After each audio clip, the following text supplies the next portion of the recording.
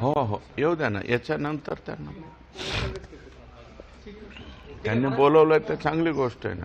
तुम्ही पण अण्णा आज तुम्ही पत्रकार परिषद बोलवली आहे, तुमचं काय निवेदन असेल ते करा, त्यानंतर आम्ही तुम्हाला प्रश्न विचारू. यस, हे पहा, राज्य पुरस्कृत एकात्मिक कापूस, सोयाबीन आणि इतर गळीत धान्य उत्पादकता वाढ व मूल्य साखळी विकास योजना ही महाराष्ट्र शासनाने अर्थसंकल्पीय अधिवेशन दिनांक 11 मार्च 2022 म्हणजे यावेळेस हे मवियाचं सरकार होतं.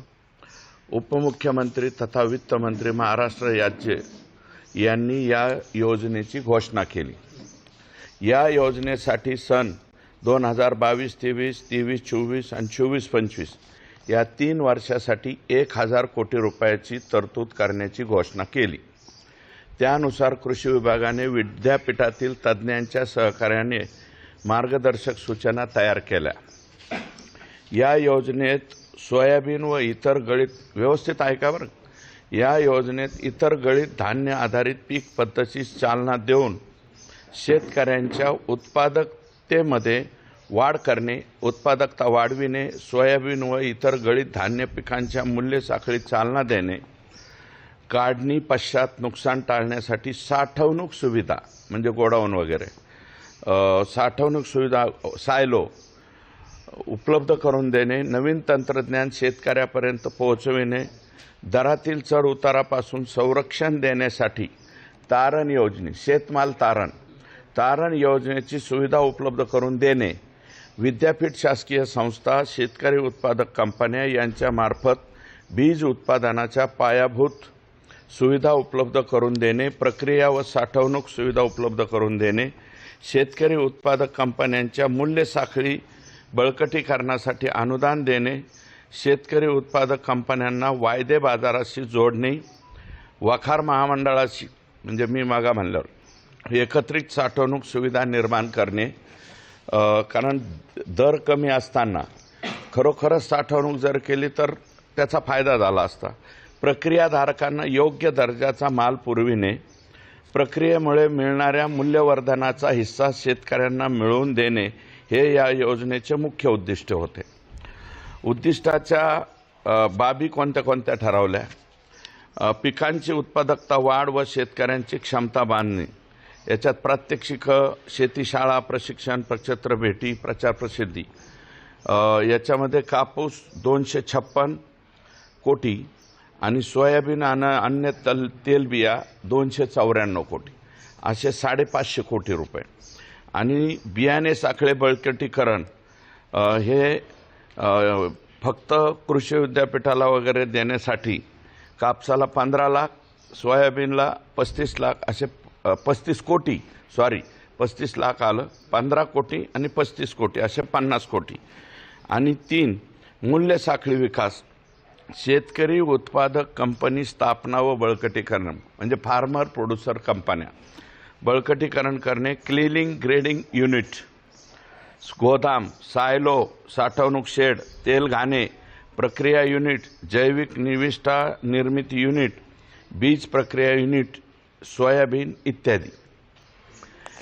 कापसाला 179 कोटी रुपये दिले आणि सोयाबीनला 221 कोटी रुपये, असे 400 कोटी, असे एकूण 1000 कोटी रुपये राज्य शासनाने मंजूर करून त्या ठिकाणी दिले. दिनांक 23 ऑक्टोबर, आता बघा याच्यामध्ये 23 ऑक्टोबर रोजीच्या शासन निर्णयानुसार कापूस पिकाच्या उत्पादकता वाढ व मूल्य साखळी विकासासाठी 238 कोटी आणि सोयाबीन आणि इतर तेलबियासाठी 281 कोटी, अशी 520 कोटी 86 लाख तरतूद 23 ऑक्टोबर 2023लाच, तारखा लक्षात घ्या तुम्ही, 2023लाच या ठिकाणी दिली. कृषी मंत्री श्री धनंजय मुंडे यांनी मूळ बाबी बदलून खरेदीद्वारे भ्रष्टाचार करण्यासाठी दिनांक 27 डिसेंबर 2023 रोजी अप्पर मुख्य सचिव श्री अनुप कुमार, आयुक्त प्रवीण गेडाम, प्रकल्प संचालक पोखरा परिमल सिंह, कृषी विभाग राज्यातील सर्व संचालक, कृषी सहसंचालक, कृषी विभागातील सहसचिव, उपसचिव व अवर सचिव श्री देवानंद दुधडे, उपमहाव्यवस्थापक MAIDC MCAER प्रतिनिधी कौसाडीकर यांची सह्याद्री अतिथीगृहावर बैठक बोलवली व खर्च कृषी विभागाच्या अर्थसंकल्प व खर्चाबाबत चर्चा केली. या चर्चेत श्री दिलीप झेंडे यांनी कृषी मंत्री धनंजय मुंडे यांना आर्थिक लालच दाखवून मूळ बाबीला बगल देऊन nano urea, nano DAP, DSMS इत्यादी खरेदी करायच्या बाबीवर चर्चा घडवून आणली. सन 2022-23 मध्ये वर उल्लेख केलेल्या बाबी नव्हत्या, अगोदर तुमच्या लक्षात आला, त्यामुळे या बाबी नव्हत्या. त्यासाठी आयुक्त कृषी यांच्याकडून हा प्रस्ताव शासनाकडे पाठवला. कृषी मंत्री यांच्याशी संगनमत करून 8 फेब्रुवारी 2024 रोजी digital soil moisture sensor DSMS, nano urea, nano DAP, कापूस साठवणूक बॅग इत्यादी घटकांचा समावेश करण्यासंदर्भात शासनाकडे 8 फेब्रुवारी 2024ला प्रस्ताव पाठवला. यातला आता एक मिनिट, कृषी मंत्री धनंजय मुंडे, त्यांचे OSD डॉक्टर वैभव पवार, खाजगी सचिव प्रशांत भामरे, कृषी आयुक्तालयातील संचालक विस्तार श्री दिलीप झेंडे, संतोष कराड, मंत्रालयातील उपसचिव यांच्या भ्रष्टाचार करण्याचा कट कारस्थानातून मूळ बाबीमध्ये बदल करून व DBT योजनेत सूट देऊन, DBT हे 2017चा GR आहे, DBTद्वारे शेतकऱ्यांना द्यावं, त्याला बगल देण्यात आली.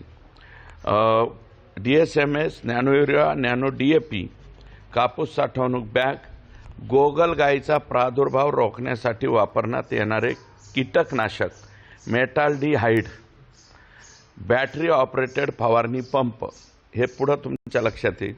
खरेदी करण्यासंदर्भात 6 मार्च 2024 रोजी बाब बदलासाठी कृषी मंत्री धनंजय मुंडे यांच्या अध्यक्षतेखाली सभा बोलवण्यात आली. त्याचा हा पुरावा हा सुद्धा मी तुम्हाला PDF द्वारे देतो. ही बैठक कुठे बोलावली, काय बोलावली ते. या सभेस प्रवीण गेडाम, डॉक्टर माधववीर, संतोष कराड, महेंद्र घाडगे, अवर सचिव कृषी, डॉक्टर प्रज्ञा मनोहर, अवर सचिव नियोजन, संचालक विस्तार प्रशिक्षण दिलीप झेंडे, तुम्ही हे नावं बरोबर येतात बघा, कृषी संचालक सुनील बोरकर, कक्ष अधिकारी नितीन शेळके हे अधिकारी मीटिंगकरिता प्रत्यक्षात उपस्थित होते. या व्यतिरिक्त PR देशमुख, परभणी कृषी विद्यापीठ, डॉक्टर खर्चे, अकोला कृषी विद्यापीठ, डॉक्टर पाटील राहुरी कृषी विद्यापीठ व्हिडिओ कॉन्फरन्सिंगद्वारे उपस्थित होते. प्रवीण गेडाम आणि अनुपकुमार सुद्धा व्हिडिओ कॉन्फरन्सिंगद्वारे होते, प्रत्यक्षात हे उपस्थित नव्हते. याच मीटिंगमध्ये नियमबाह्य पद्धतीने शेतकऱ्यांच्या क्षेत्रीय कर्मचाऱ्यांची कसलीही मागणी नसताना, शेतकऱ्याची मागणी नाही, क्षेत्रीय अधिकाऱ्यांची मागणी नाही, कोणाचीही मागणी नाही नसताना वर उल्लेख केलेल्या ह्या बाबी देण्याचा निर्णय 6 मार्च 2024ला माननीय मंत्री कृषी यांनी घेतला. दिनांक 12 मार्च 2023 रोजी अमुस अनुप कुमार यांना बदल करण्याच्या कार्यक्रमाबाबत कृषी आयुक्त प्रवीण गेडाम यांनी धनंजय मुंडे यांच्या सूचनेनुसार प्रस्ताव दिला. त्या प्रस्तावावर 12 मार्चलाच शासन निर्णय काढून तो लगेच निर्गमित, शासनाचं फास्ट काम किती आहे बघा. 12 मार्चला प्रस्ताव गेला कृषी आयुक्तालयाकडून आणि 12 मार्चलाच मंजुरी दिली. त्याच्यासुद्धा संपूर्ण पुरावा बाब क्रमांक 2चा जो पुरावा आहे हा पुरावा PDF द्वारे मी देतो. त्याच दिवशी पाठवलेला प्रस्ताव, त्याच दिवशी निर्गमित झालेला शासन निर्णय क्रमांक 2. याच्यामध्ये कापूस म्हणजे बदल कसा केला बघा. डिजिटल सॉइल DSMSला भौतिक ठरवलं 264, फक्त 10 लाख रुपये ठेवले म्हणजे हे विद्यापीठाला वगैरे द्यायला. कापूस नॅनो DAP बरं का, आणि हे कधी पात्या लागण्याची अवस्था आणि फुलोऱ्याची अवस्था, हे कधी मार्च महिन्यात. सोयाबीन मार्च महिन्यात असते का, काय संबंध. तर ह्याला 11.50 लाख भौतिक आणि पैसे दिले 69 कोटी 169 करोड. कापूस नॅनो युरिया, कापूस पात्या लागण्याची अवस्था आणि फुलोऱ्याची अवस्था, डिसेंबरमध्येच कापूस संपतो. हे मार्चमध्ये चाललेला उद्योग. 12 मार्च 11.50 लाख भौतिक ठरवलं, 25 कोटी 88 लाख दिले. आणि कापूस साठवणूक बॅग पहिली रक्कम किती होती, 172 कोटी. आता ही 172 कोटी कशी फिरवली बघा, कुणीकडून कुणीकडे फिरवली. कापूस साठवणूक बॅग 1250 रुपये प्रति बॅग आणि संख्या 6,18,032, 77 कोटी 25 लाख, एकूण 172 कोटी 23 लाख. हा आकडा या ठिकाणी बरोबर आणला. सोयाबीन आणि इतर तेलबिया, सोयाबीनमध्ये नॅनो DAP फुले सुरू होण्याची अवस्था 600 ते 500 प्रति पॅक. इथं 7,74,829 शेतकरी ठरवला गेला, 46 कोटी. सोयाबीन नॅनो युरिया, पहिला DAP नॅनो युरिया 7,74,000, 17 कोटी 43 लाख. मेटाल्डिहाइड कीटकनाशक गोगलगाईचा प्रादुर्भाव रोखण्यासाठी, ॲक्च्युअल हे घेऊ नका असं सुनील केंद्रेकरांनी पत्र पाठवलं होतं, ते पुढं मी दाखवतो. तर ते 2,50,000 शेतकरी ठरवले, 25 कोटी. आणि बॅटरी ऑपरेटेड फवारणी पंप, छोटी अवजारे, किट इत्यादी नॅनो युरिया DAP फवारणीसाठी 1,500 रुपये प्रति पंप, हे 5,39,000, 80 कोटी. हे 80 कोटी रुपये इकडं फिरवले. म्हणजे गोडाऊन गेलं, तुमचं कापसाचं काय, शेतकऱ्यांना प्रचार प्रसिद्धी, हे सगळं मातीत गेलं. हे फक्त खरेदीवर आलं. आणि ती सगळी खरेदी किती आहे, 342 कोटी. आयुक्त कृषी श्री प्रवीण गेडाम यांनी अमुस अनुप कुमार यांना पत्र क्रमांक 78 15 मार्च नुसार महाराष्ट्र कृषी विकास मंडळ व इतर खरेदी करायच्या बाबीमध्ये महाराष्ट्र शासनाने DBT धोरण स्वीकारल्यापासून शासकीय योजनामार्फत थेट खरेदी करण्याची मुभा देण्यात आलेली आहे, हे नमूद केलं आहे. प्रवीण गेडाम यांनी नमूद केलं की हे DBTद्वारेच द्यावं लागेल. एवढं सगळं होऊन सुद्धा परंतु शासनाने मात्र, म्हणजे यांनी सांगितलं नाही आम्ही सांगतो तेच हे करा. आणि 12/9/2017 एक शासन निर्णय की DBT शिवाय शेतकऱ्यांची कुठलीही कसली खरेदी करून नये, परंतु वर उल्लेख केलेल्या बाबीमध्ये खरेदी करता येत नाही. हे कोणाचं आहे, माझं नाही, आयुक्त गेडाम साहेबांनी त्या ठिकाणी लिहिलेलं आहे. त्या शासन निर्णयाच्या अटीमध्ये हे बसत नाही, हे पण क्लिअर सांगितलं. तसेच महाराष्ट्र शासनाने वित्त विभागाचे परिपत्रक 18 मार्च 2017, ते पण देतो मी तुम्हाला PDF मध्ये, केवळ अनुदान व्यपगत होऊ नये म्हणून सो अँड सो केलं. आणि खरेदीच्या प्रस्तावांना या 15 फेब्रुवारीला यांनी सांगितलं, ह्या खरेदीच्या प्रस्तावांना मंजुरी देऊ नये असं क्लिअर कट या ठिकाणी म्हणलं आहे. असा स्पष्टपणे उल्लेख केलेला असतानाही उपसचिव संतोष कराड यांनी शासनाचे पत्र क्रमांक 2022-39 भाग 1 4 16 मार्च 2024 रोजीच्या पत्रानुसार माननीय मुख्यमंत्री यांनी दिलेल्या मान्यतेनुसार, म्हणजे मुख्यमंत्र्यांची सुद्धा 12 मार्चला इकडे GR काढला की 16ला लगेच जाऊन गडबडीमध्ये सही घेतली. ॲक्च्युअल मुख्यचा पुरावा माझ्याकडे आहे 16 मार्च 2024चा, हे सुद्धा PDF द्वारे तुम्हाला देतो. याच्यामध्ये असलं काहीही करण्याच्या पूर्वी माननीय CS यांच्या अध्यक्षतेखाली एक कमिटी आहे आणि त्या कमिटीने CS चीफ सेक्रेटरी यांच्या मान्यतेशिवाय मुख्यमंत्र्यांकडे ही फाईलच जाऊ शकत नाही. गडबडीमध्ये मुख्यमंत्र्यांकडे फाईल नेली आणि त्यांची सही घेऊन संतोष कराड यांनी नॅनो युरिया, नॅनो DAP आणि गोगलवाईचा प्रादुर्भाव सदरच्या निविष्ठांसाठी निधी महाराष्ट्र कृषी विकास महामंडळ MAIDC आणि तत्सम संस्थांना अग्रिम स्वरूपात तात्काळ उपलब्ध करून द्यावा. अग्रिम मोबिलाइज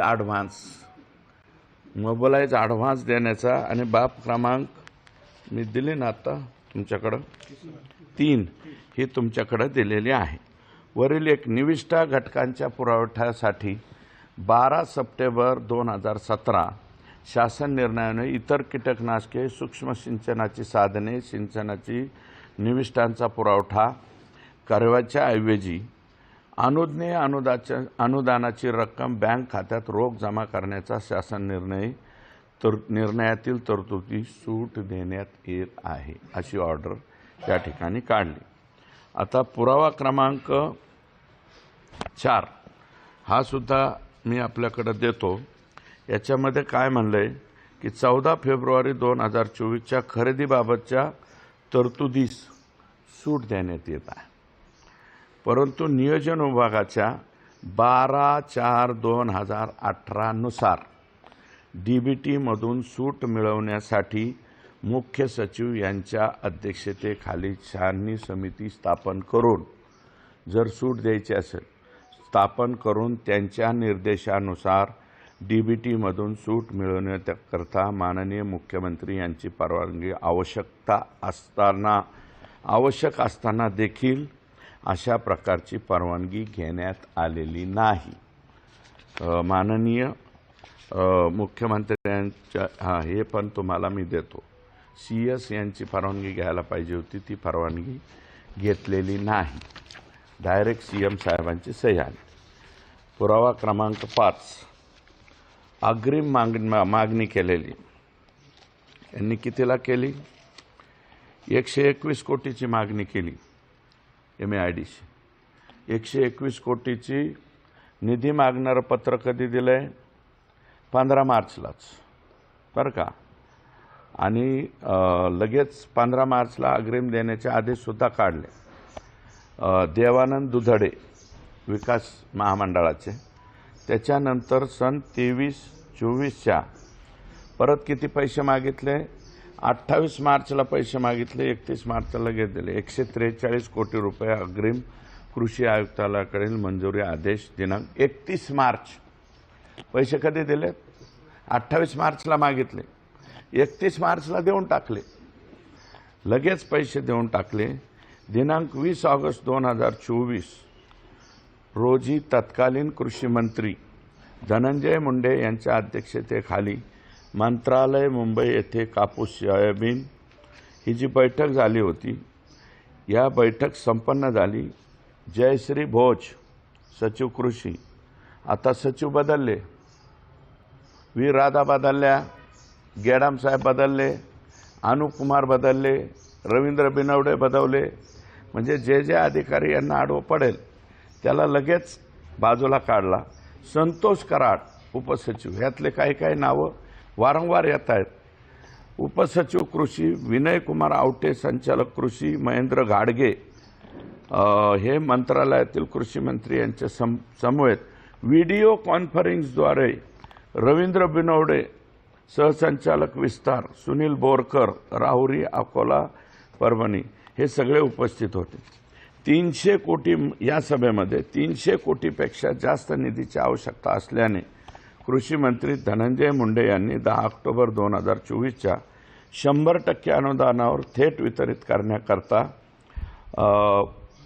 13 सप्टेंबर 2024 331 कोटी रुपयांचा प्रस्ताव संचालक विस्तार विनय आवटे यांनी सादर केला. श्रीमती प्रतिभा पाटील उपसचिव यांनी 500 कोटी रुपये अतिरिक्त निधी देण्याच्या मान्यतेस निर्णय शासन निर्णयाद्वारे जाहीर केला. आणि दोनही अग्रिम रक्कम 264 कोटी 93 लाख अग्रिम देण्यात आलेला आहे. कोणाला? महाराष्ट्र कृषी उद्योग विकास महामंडळाला. त्याच्यानंतर बाब क्रमांक 7 हा 5वा पुरावा माझ्याकडे आहे अग्रिमचा. 6वा पुरावा सुद्धा आहे, PDF देतो डिटेल, म्हणजे ह्या तारखेला मागितलं की ह्या तारखेला, म्हणजे आज अर्ज आणि उद्या कर्ज. काही बँकांची जाहिरात असते ना, आज अर्ज उद्या कर्ज किंवा 2 तासात कर्ज. काही काही ऑनलाईन सुद्धा कर्ज देतात, त्याच्यापेक्षा सुद्धा महाभयंकर प्रकार आहे. 28 तारखेला ॲडव्हान्स मागायचा द्यायचं. मोबिलाइज ॲडव्हान्स 1995 साली मला वाटतं कृष्णा कोरे महामंडळामध्ये मोबिलाइज ॲडव्हान्स म्हणून प्रचंड मोठं राजकारण झालं होतं. हे मोबिलाइज ॲडव्हान्स परत माननीय धनंजय मुंडे साहेबांनी आज अर्ज उद्या कर्ज या स्वरूपाने या ठिकाणी दिला आहे. आणि त्यात काय काय चुका करून ठेवल्या ते मी पुढं या ठिकाणी आपल्याला सांगतो. महाराष्ट्र राज्य यंत्रमाग महामंडळ मर्यादित यांनी देखील 77 कोटी 25 लाख रुपयाची आवश्यकता असल्याचे पत्र कृषी विभागाला दिले 16 मार्चला. कृषी आयुक्तांनी 31 मार्चला लगेच निर्गमित करून टाकले. 28 मार्चला 16 मार्चचा GR बॅगा द्यायच्यात ना, बॅग 6 बांधाची बॅग 577ला पुढे येईल. तर त्याचा 77 कोटी रुपयाचा 31 मार्चलाच पैसे ॲडव्हान्स या ठिकाणी दिले. तुम्ही बघा ना, मग ह्याचं टेंडर कधी झालं, काय झालं ते पण पुढच्या बाबी. बॅटरी ऑपरेटर स्प्रे पंप बाजारात या पंपाची किंमत 1500 रुपये महत्तम, परंतु महामंडळाने 3425 रुपये आणि 60 पैसे किंमत लावलेली आहे. म्हणजे या बाबीमध्ये 45 कोटीचा भ्रष्टाचार झालेला आहे. हा जो काही पुरावा क्रमांक 7 आहे तो पण मी आपल्याला या ठिकाणी देतो PDFच्या माध्यमातून. दुसरं, बॅटरी ऑपरेटर स्प्रे पंप निविदेमध्ये निविदेचा विषय वेगळा दाखवलेला आहे. ही निविदेचा कागद, याच्यात काय दाखवलं, फक्त वरती कृषी गोडाऊन वगैरे ब्रँड असं नाव लिहिलं. टेंडरमध्ये ह्या बाबी टाकल्याच नाही, ह्या बाबी फार खाली टाकल्या. म्हणजे टेंडर काढताना सुद्धा अतिशय डोक्याने टेंडर काढलेला आहे.